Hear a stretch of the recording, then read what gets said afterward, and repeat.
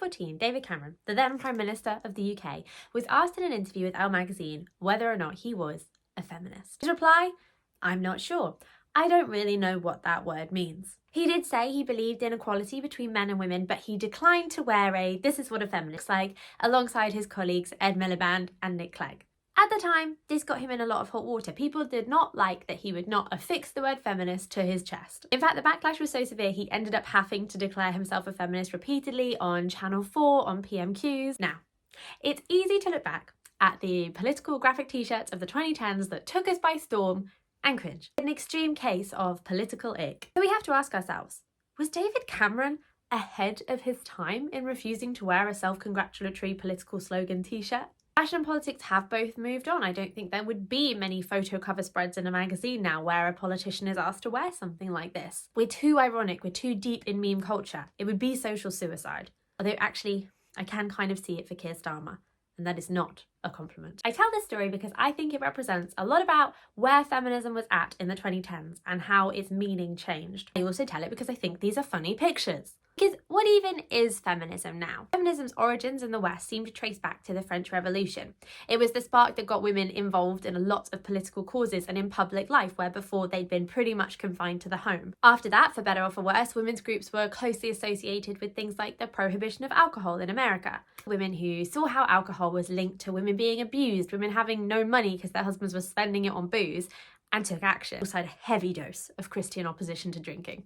It might not look like the feminism we recognise now, or necessarily a course we would champion, but it represented women entering the political sphere. And never forget this diva who coined the phrase hatchetation to describe her chosen method of activism, which was to attack bars and saloons with a hatchet. Go off, Queen. RIP to a real one, Carrie Nation. A cheeky Google search before including that bit just to check she wasn't a massive racist before I told her to go off.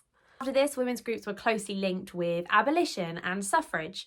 This is not to say that it was always a utopian movement with complete agreement and no one was a horrid racist or a terrible snob. But feminism remained an active political movement that had political goals. It aimed to change a system. In the 2010s, it started to mean something different. Most of you watching will know or have a sense that in the 90s, feminism became kind of a dirty word. It meant you were ugly, God forbid. It meant you didn't shave, God forbid.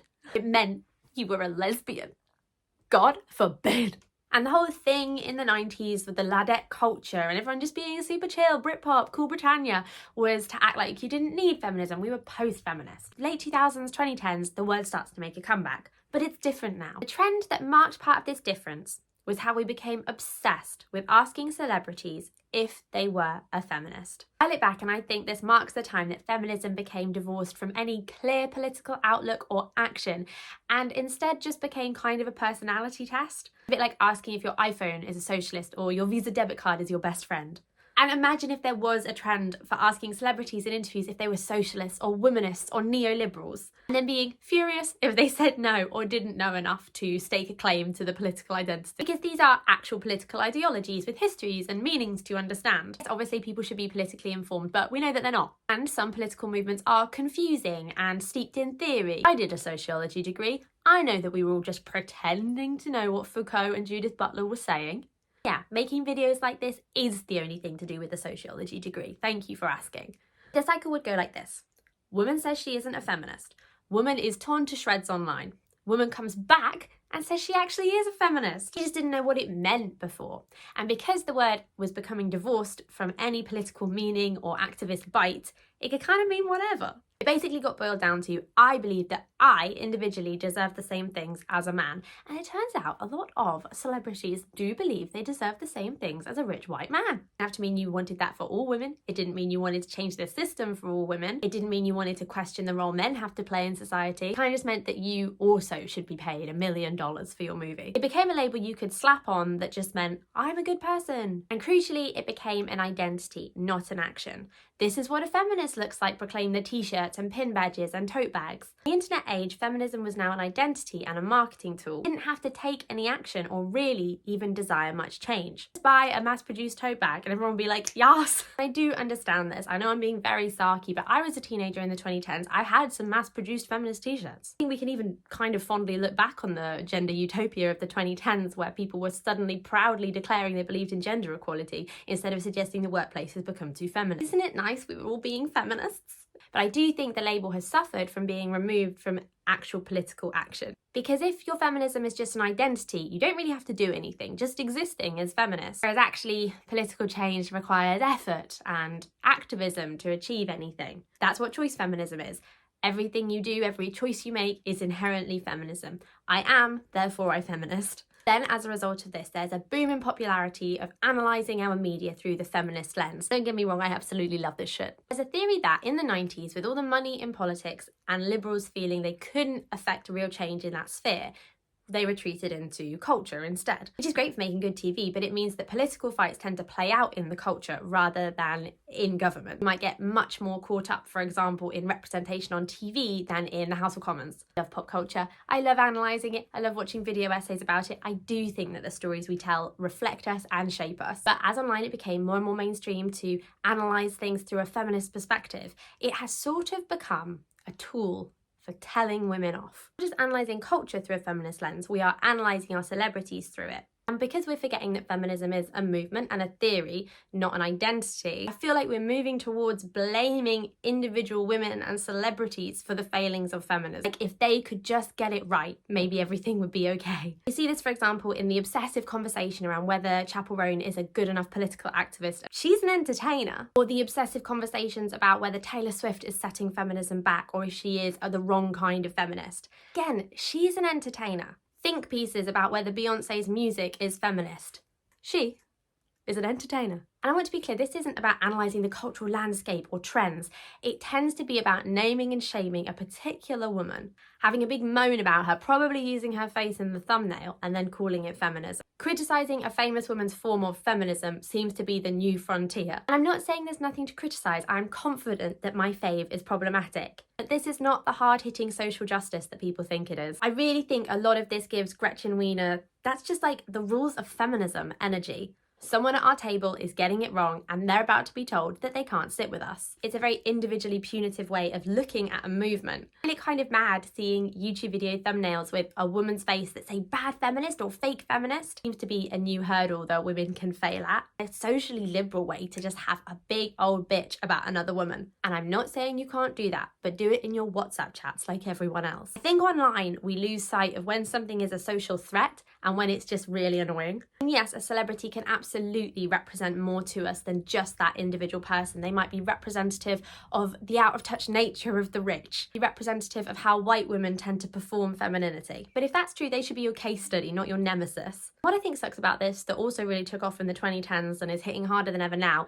is that women kind of can't make art without it being questioned through this lens all the time. Back in the 2010s when Lena Dunham made Girls, it was think piece central. And now, as it gains popularity again with Gen Z, the same thing is happening. You can't open a video about it without the comments bemoaning how it might be an okay show, but Lena Dunham is the worst person in the world, or they cannot watch that show because of Lena Dunham. Lena Dunham's show, because it was about the ladies, couldn't just be an amazing piece of storytelling, it had to be a perfect piece of feminism as well. To be really clear here, there are of course things to complain about. Lack of diversity on TV and especially in writers' rooms is a huge problem and our culture is weaker for it, and it's also very frustrating to see high praise for these shows that once again represent nobody like you. But demanding that one woman who is writing about an isolated and privileged character and knows that about her character represent every group and every story within that show is picking the wrong battle and is picking the wrong enemy, because male zeitgeisty writers like Mike White or Ryan Murphy have similar flaws and other flaws in their shows. These guys do not get the personal vitriol that we see aimed at female writers, or the ultimate insult of being a bad feminist. Their faces are not in people's thumbnails. Videos of them are not flooded with comments about how they are an evil person. I think a lot about that passage from Pride and Prejudice that says, "A woman must have a thorough knowledge of music, singing, drawing, dancing, all the modern languages to deserve the word accomplished. And besides this, she must possess a certain something in her air and manner of walking, the tone of her voice, her address and expressions, or the word will be but half deserved." I just think that's pretty much what we're still expecting. You have to be beautiful, you have to be talented, you have to be completely up to date on politics, you have to speak for everyone but do not speak over anyone. I really and increasingly believe that one of the things our society finds most fun is bullying women online. I am fascinated by snark message boards and the unique obsession we have with a woman who annoys us culturally. Even the recent Katy Perry takedown, there's just such a joy in it. This will really date my video, but FKA Twigs has a trending audio at the moment where she asks, "Where are the thinkers?" And people love how annoying that is. We don't have gladiators and stocks anymore, we just have women that we collectively turn on. This is our circus, and people with actual political influence don't get anywhere near the same kind of heat because we're just fighting our battles in the culture. So what does feminism mean now? Is it just a disguise under which we can criticise any woman freely? Is it an identity that encompasses everything you feel and every choice you make just because you're a woman? Clad in his Fawcett Society, This Is What a Feminist Looks Like back in 2014, Ed Miliband said this: "Feminism means striving for a world where power is something we share equally as men and women. A world where equal pay is a campaign our children learn about in history books, and a woman in a top job is no longer a novelty. A world where girls are asked what they want to achieve, not what they want to look like, and women don't fear violence for speaking out or wanting more. Feminism means a better world for all of us and a battle yet to be won." That seems like a pretty reasonable start. Oh, I wish we'd had chaos with Ed Miliband. So was David Cameron a feminist? Is this carrot a socialist? Is it feminist to just do whatever the hell I want? I definitely don't have all the answers to this, and I often don't know what to do in the political sphere, so that makes the cultural sphere very tempting. Colours are so shiny and bright here. I think it's a symptom of feminism becoming so individualistic instead of being about collective movement that we can use it so easily to criticise other individuals.